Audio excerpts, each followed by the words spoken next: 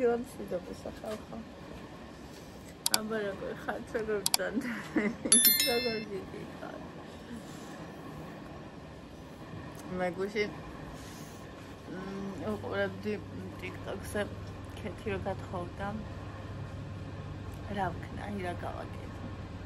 მიყვარს გადარეული, გაბედული ქალები და მომკალი, აი როს ხედან სახლებში, ვითომ პატიოსნები, ვითომ წმინდანები, ვითომ ანგელოზები და აი ესე რო ჭორაობენ დღე და ხამ სხვაზე თუ კი სხვის დაღუპვაში პატარა ხელის წაკვრა უნდა არასოდეს რო არ დაინანებენ არც პატარას და არც დიდს, მაგრამ იმას რო ვერასდროს გაბედავენ, რო გამოვიდნენ და რა ხმა მაღლა თქვან იმისი თუ ვინ არის. აი ეგეთ ხალხს ვერ ვიტან, თორე ასეთი ადამიანების რა ვქნა და ვიხიბლები და გუშინ ვუყურებდი და აი რა ვიცი, ძალიან ბევრი პოზიტიური ენერგია მივიღე. ხო. და ეხლა მოდი ყავა გავიკეთოთ.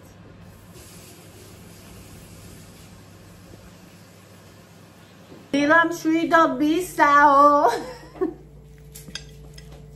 უნდა ვიმღერო და მავიწყდა როგორ არის. გებულბულები. ახიტო იმენა ხამისთან არის ხოლმე. ვიდეო ჩავშე.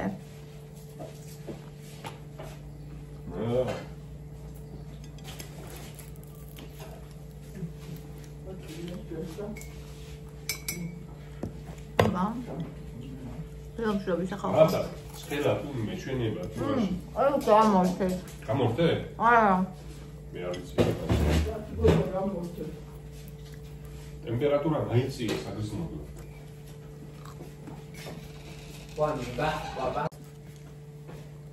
ხალხო აი ეს არის სასწაულებრივი. ვისაც გიყვართ. საოცრება.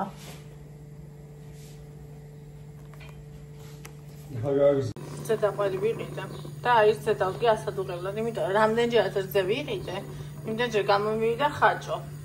იმდენი ხნის მერე ავატუყე, ხო და ახლა ვატუყებ აი ახლავე. ყველი აი ასეთია, ძალიან კაი ყველია. რავი ზღაპარია. ყველას სალამი, დღე მშვიდობისა ხალხო. დღეს შემასაყვარეო, მან გოგომ ირინა Facebook-ზე დაწერა, დღეს ირინობაო. გილოცავთ ყველას, ყველა ირინას გილოცავთ. ბრავოს და ეს წარით ჯამრთელები, ბედნიერები და გახარებულები. იცით, ირინა სახელი მაგონებს რას? არ ვიცი თქვენ თუ გაქვთ ხოლმე რაღაცა ასოციაციები, მე ყოველთვის მაქვს ხოლმე და ირინა სახელი ყოველთვის მაგონებს რაღაცა როგორ ყვავილს, იცი, ზამბახისნაირ ყვავილს. აი ცისფერს და ისფერს შორის. აი ხა საიან მოვიტანე, ხო? არ ვიცი. ეცდი.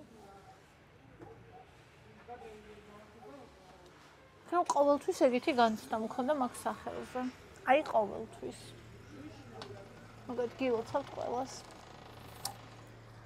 ეხლა რაღაცა პოსტი შემხვდა გუშინ და მაგაზე მინდოდა რომ გუშინ ველაპარაკა. ხო და გუშინ არ მქონდა სიტუაცია, ისეთი ამბავი იყო აქ და ვერ ვილაპარაკე.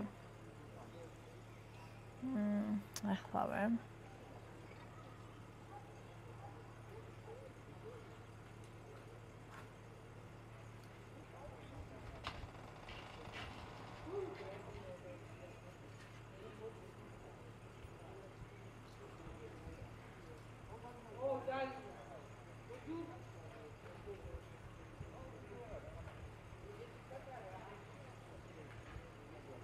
რამდენი იწერება?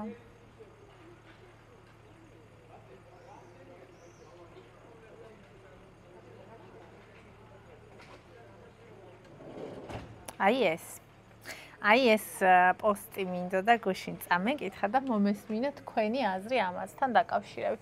ადამიანი ანონიმურად წერს და რადგან დაწერა ამ ხელა ჯგუფში, ვფიქრობ, რომ იმის წინააღმდეგიც არ იქნება, რომ თქვენ წაგიკითხოთ და თქვენი აზრიც მოვისმინოთ ამასთან დაკავშირებით.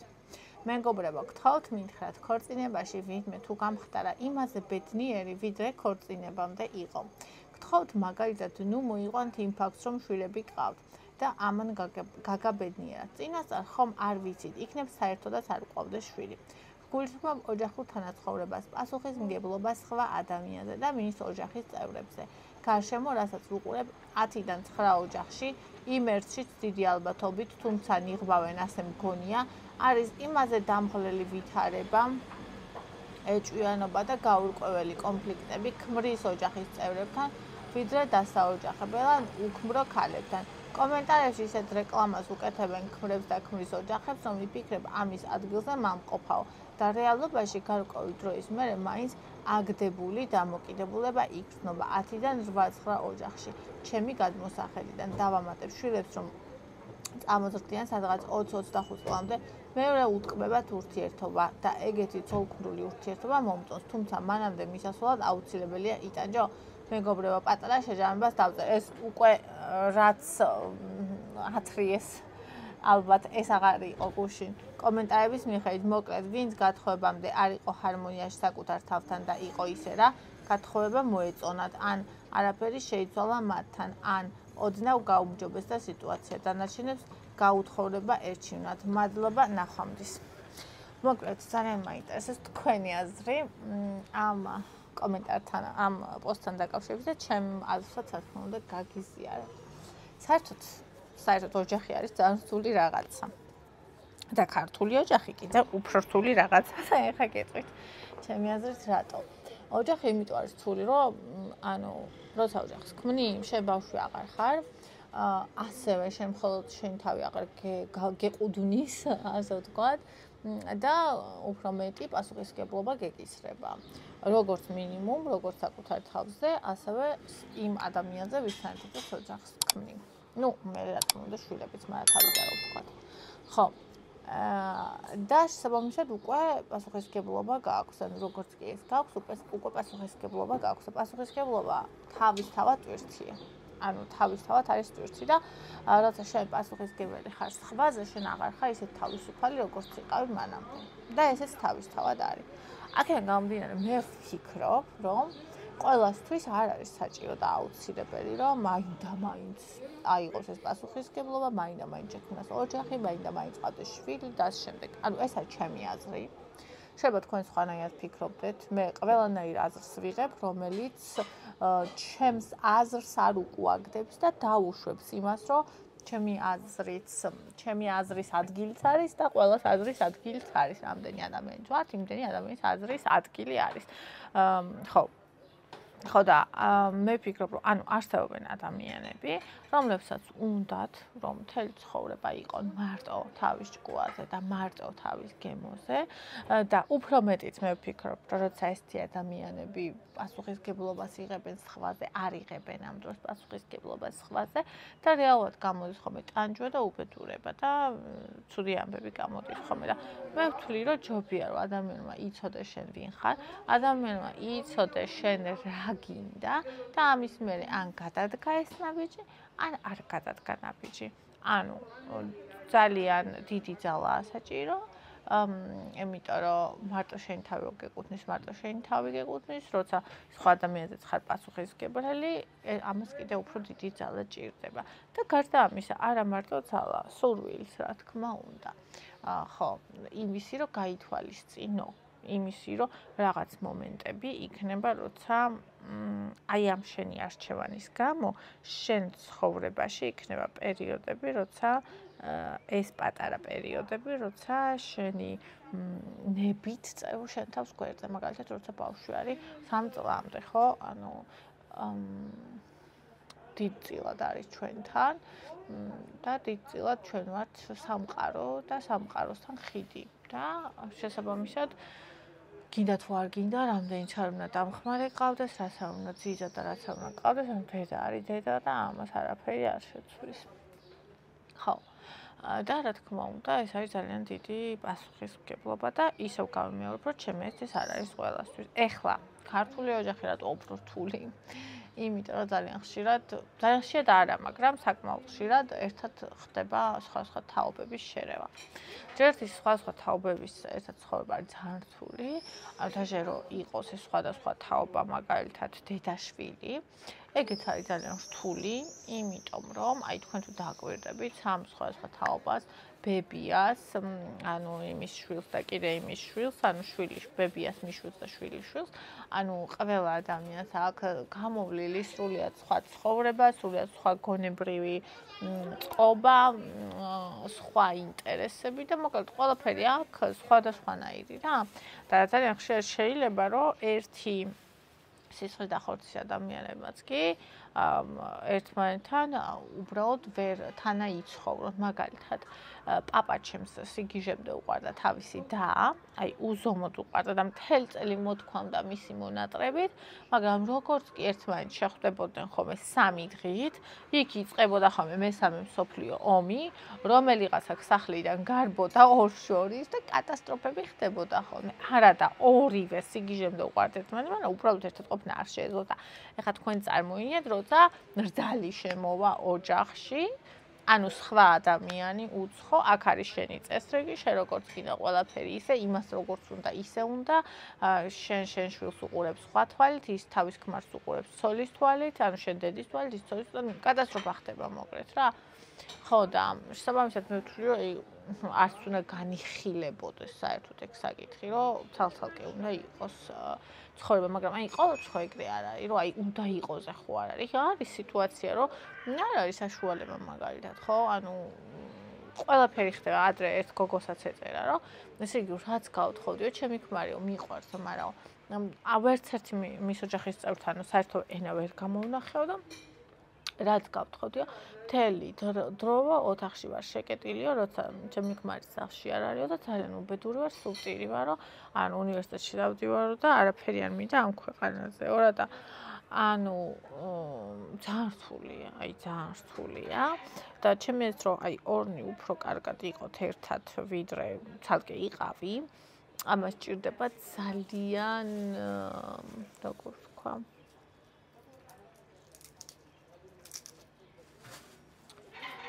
ამას ჭირდება ორი ძალიან გაცნობიერებული ადამიანი.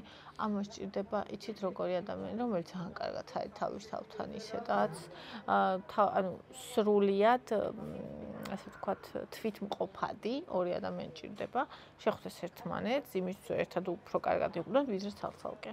რომ იქ არ იყოს ისეთი რაღაცები, რომ შენი თავის დათმობა არ გიწევს. ანუ მე ვთვლი, რომ ნამდვილ ურთიერთობაში, არც მეგობრობაში, არც სიყვარულში, არც დედაშვილობაში, არაფერში ნამდვილი ურთიერთობა რაც არის, შენი თავის დათმობა არ უნდა გიწევდეს. ანუ ადამიანს უნდა შეეძლოს, მიიღოს შენი ისეთი, როგორც შენ ხარ და შენ უნდა შეგეძლოს ადამიანი მიიღო ისეთი, როგორც ის არის. მხოლოდ ამ შემთხვევაში აქ ურთიერთობას აზრი. თუ ადამიანს არ შეუძლია, რომ შენ პირობების გარეშე მიიღოს ისეთი, როგორც ხარ, ეგ ურთიერთობა არ არის. და თუ შენ გიწევს, რომ უარი თქვა შენ სამსახურზე, შენს მეგობრებზე, შენს ჰობზე, შენს ინტერესებზე, შენს საყვარელ საქმეზე, ანუ საერთოდ საუბარი არ არის იქ არაფერს. ხო და ანუ ოჯახის შექმნაში კი არ არის პრობლემა. პრობლემა არის ჩემი აზრით იმაში, რომ ერთმანეთს ხვდებიან ადამიანები მანამ, სანამ თვითონ გახდებიან თვითმყოფადი, სანამ თვითონ გაარკვევენ ვინ არიან, სანამ თვითონ გაარკვევენ საით უნდა ცვლა და ზუსტად ასეთივე ადამიანს ხვდებიან და მე ერთად რო არიან, ერთად არკვევენ ამ ყველაფერს და ნუ აღმოჩნდება სულიად სხვადასხვანაირები არიან. და მე 20 წლის მერე იმიტომ არიან კარგად, რომ ნუ ვიცხოვრეს ერთად და რადგან არ დაშორდნენ, ესე იგი მიიღეს ერთმანეთი ისეთი როგორც არის, ანუ მოხდა რაღაც სხვა და დიდი. არა ისეთი როგორც ჩვენ წიგნებში ვკითხულობთ. ხო. და ამ რაღაცა სხვა და დიდმას კიდე გამოიერა ძალიან ბევრი და დიდი გზა და ბევრი ტკივილი. ხო და მოკლედ რა ვიცი აბა, ჩემი აზრით უბრალოდ ჩვენ თავს უნდა მოусმინოთ რა გვინდა. და უნდა ვიცოდეთ რა, ანუ რა არ გვინდა. და რა გვინდა და მაგის მიხედვით უნდა შევიდეთ ურთიერთობაში. და ასე უკვე შესაძლებელი იქნება ჩემი აზრით სწორ გზაზე სიარული, თუნდაც მაშინ, ანუ თუნდაც დაუჯახდეთ მაშინ, როცა შევძლებთ თუნდაც ერთი ოთახი იქნება ჩვენთვის. თუნდაც ერთი ოთახი, ხო? და თავიდანვე გავარკვიოთ ის, რომ თუ მაგალითად ისეთი წინააღმდეგობა მაგალითად ოჯახის მხრიდან რომ ის შანსი არ უშვებენ და ჩვენაც ანუ ვერ მოდის და არ მოდის, ეგეც უნდა ვიცოდეთ. ანუ ყველაფერი უნდა ვიცოდეთ. მაგრამ ცხოვრება ხო არ არის ეგრე წესებზე? ვაფშე არაფერზე არ არის. უბრალოდ დავტკბეთ. და თუ არ მოგვეწონება, არ აუშავს. არაფერი არ არის სამუდამო, არც ჩვენ არ ვართ სამუდამო. უბრალოდ დავტკბეთ და უბრალოდ ვცადოთ. და პირველ რიგში კიდე საკუთარი თავი და შევიცნოთ.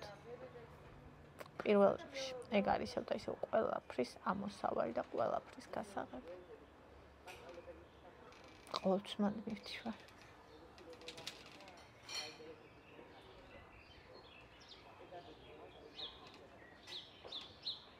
უშინ დილას შემხვდა და ძალიან მინდოდა და ეს ამაზე მე ვაპარაკა.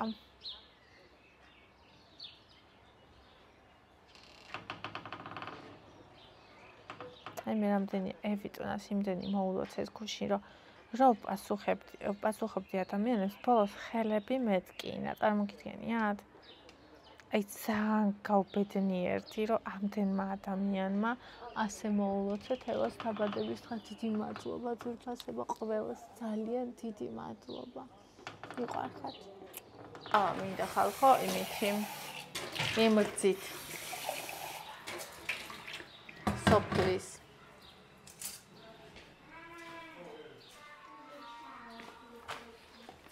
წემას აპირებს მე მგონი.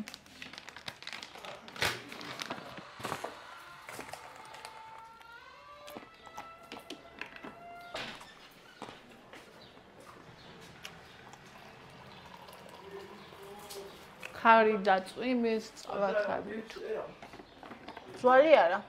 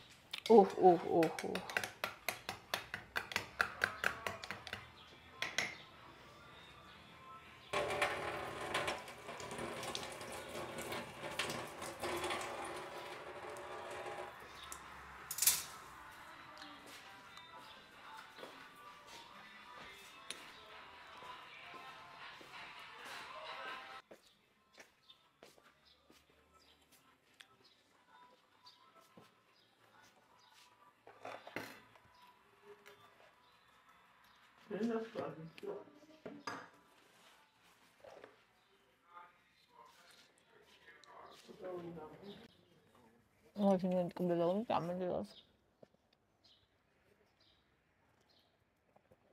Маме потребно.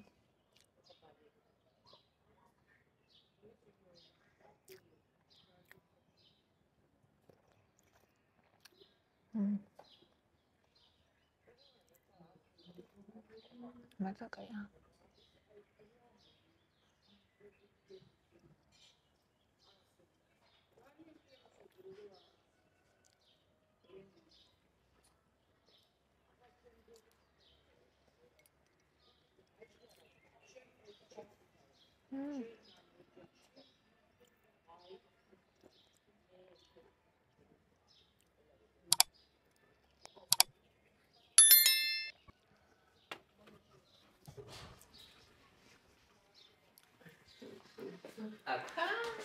გამარჯობა გოგო.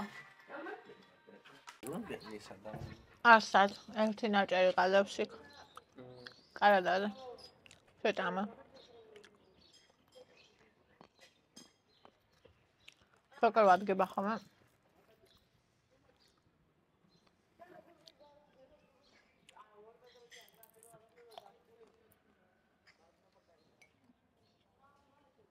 ეს ერთი ნაჭერი კარგად გქონია საქმე. ორი ხო გამოვა.